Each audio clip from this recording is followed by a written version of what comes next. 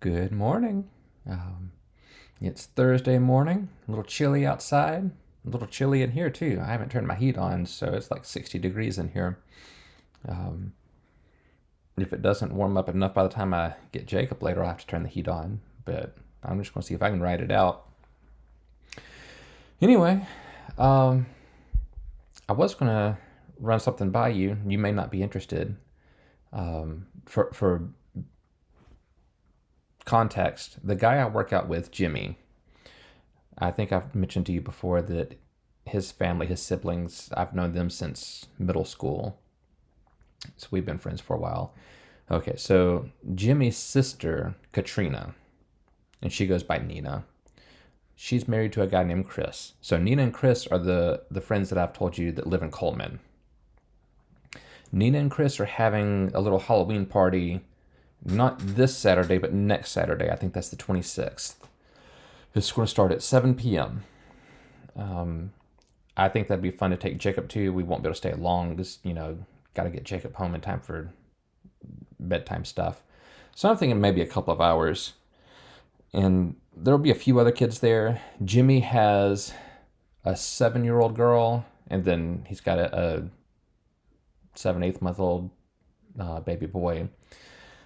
Then Chris and Nina have, for all intents and purposes, adopted their other sister's daughter. She is either 8 or 9.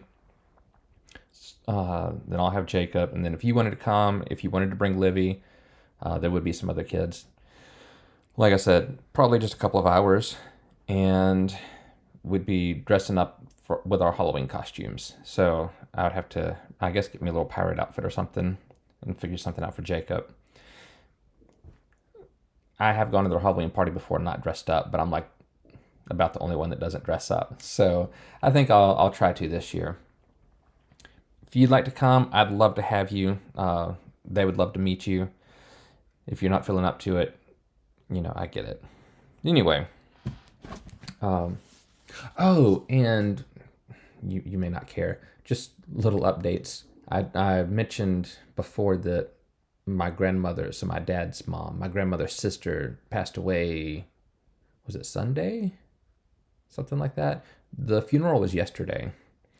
Uh, I don't know how they got that so fast, but it's been done. I need to ask my dad if he went. I know he was planning to, but yesterday or last night he texted me and said that he was sick and achy and had a fever.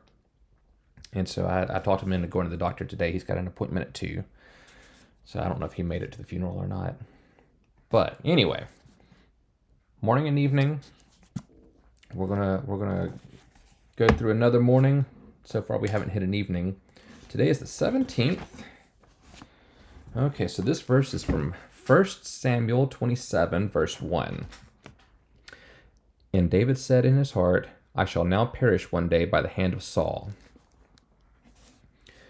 The thought of David's heart at this time was a false thought, because he certainly had no ground for thinking that God's anointing him by Samuel was intended to be left as an empty, unmeaning act.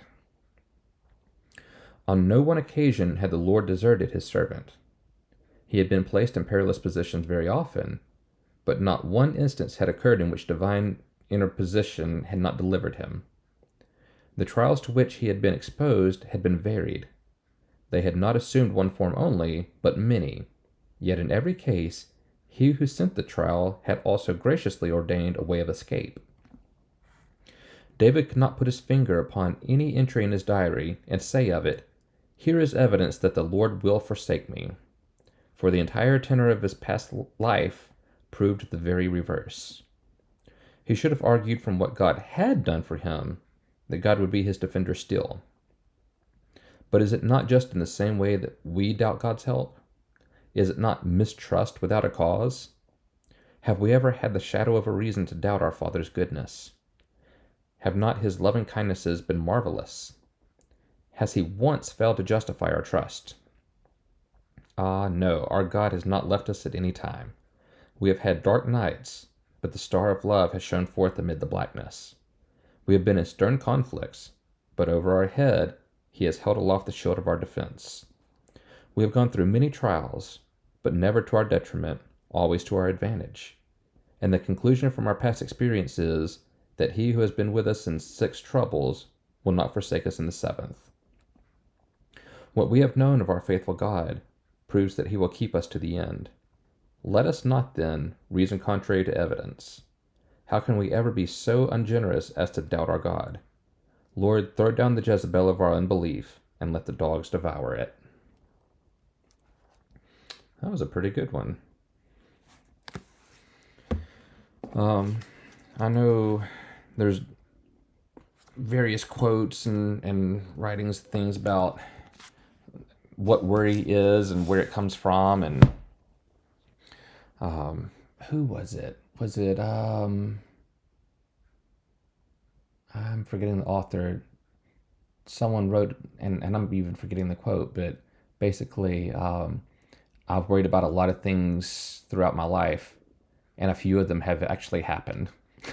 So, and then with God on our side, like we don't have any reason to worry. So we do a lot of this to ourselves, and sometimes faith is hard when things look terrible and you don't see a way out, but that's what builds our faith.